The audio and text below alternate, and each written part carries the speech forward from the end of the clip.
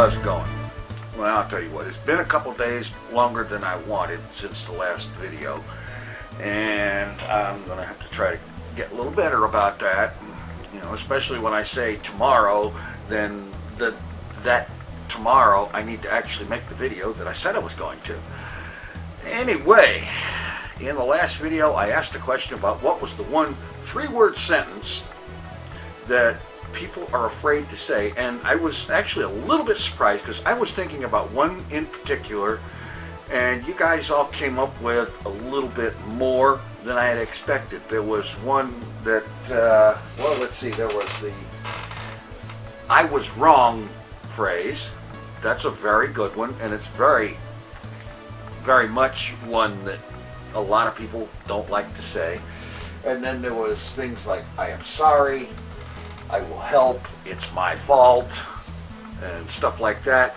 Those are all very, very good. And then, of course, there is the classic "I love you" phrase that is probably the one that most people think of first when asked a question like this. But, of course, that was not the one I'm thinking of either. Now, all these others, they're very good. And I don't know why I didn't think of them. Well, there you go.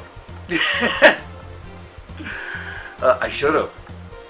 But anyway, the one that I was thinking of, that I noticed I don't think any... let me look at the comments here real quick. No.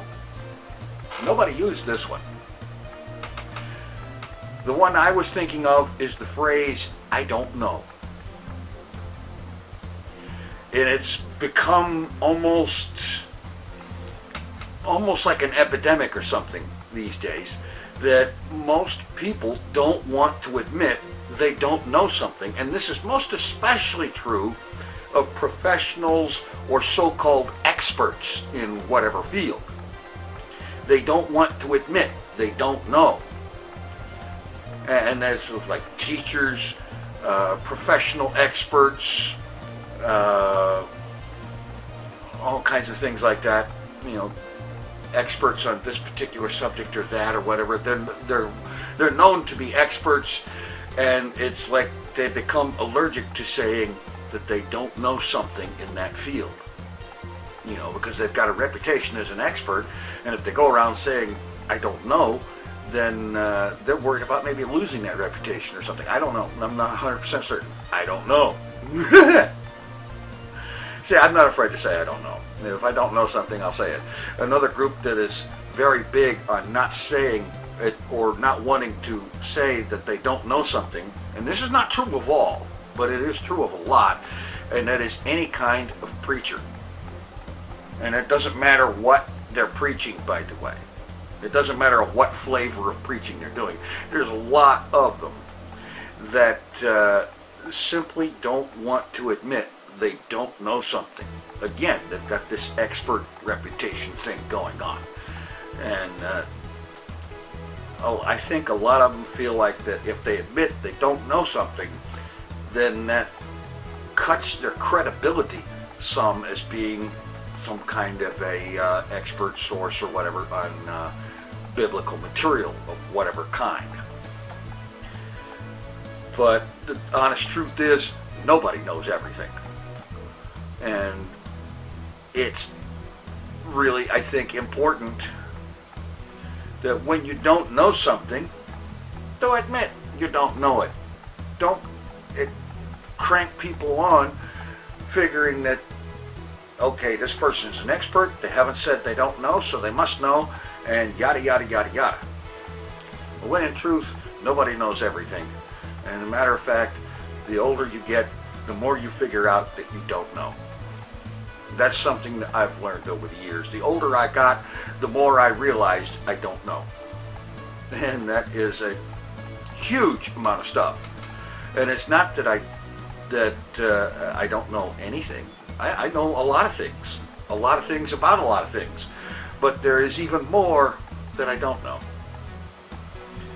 And so that was the phrase I was thinking about. Now, part of the reason that I got kind of distracted and whatnot is some of the stuff that I've been doing on Hermitcraft FTB. in the modded Minecraft stuff. I recently got into working with the bees in forestry, and the fact that the extra bees mod adds even more stuff in there. And it's really a lot more fascinating than I used to think it was. As a matter of fact, I used to think it was kind of boring, bleh, oh my god, no, they're doing the bees again, let me skip through to something else, some other part. But now that I'm doing it, I see all kinds of amazing potential. It's very fascinating because you get to work with these things. There are several different varieties of bees that you get when you first start working with them, that you can collect out in the world, and then by breeding them together you come up with purebred lines, and then breeding them together in different ways you can come up with new species of bees, a lot of which will produce different things, and eventually along the line you can come up with bees that will produce just about anything in Minecraft. I have seen where there are bees that will produce copper, bees that will make iron, bees that will make oil or even fuel, and many, many, many other things. And extra bees adds a bunch of really cool genetic engineering machines and stuff like that that makes it a little bit more advanced as to working with the bees, because you have a little bit less of breed things together and hope that you get the result you want, because with the genetic things you can actually steer some of that development to make the bees come out the way you want, and actually come up with perfect bees that will work both nocturnal, in the rain, and without having to be able to see the sky, and all kinds of other stuff like that. It's really fascinating. And the other day, the day that I should have put this video out, I had gotten so wrapped up in that. I spent 6 hours working off camera with the bee project that I was working on in my bee laboratory, and I hadn't even realized that much time had gone on. I mean, I looked up and it was dark. I started in late morning, and then when I was done, I looked up and it was dark. It was that engrossing. Anyway, I'm going to try to be a little more regular here in making videos, that is. And I'll be back tomorrow. In the meantime, thanks for watching. Take it easy. I'm out of here.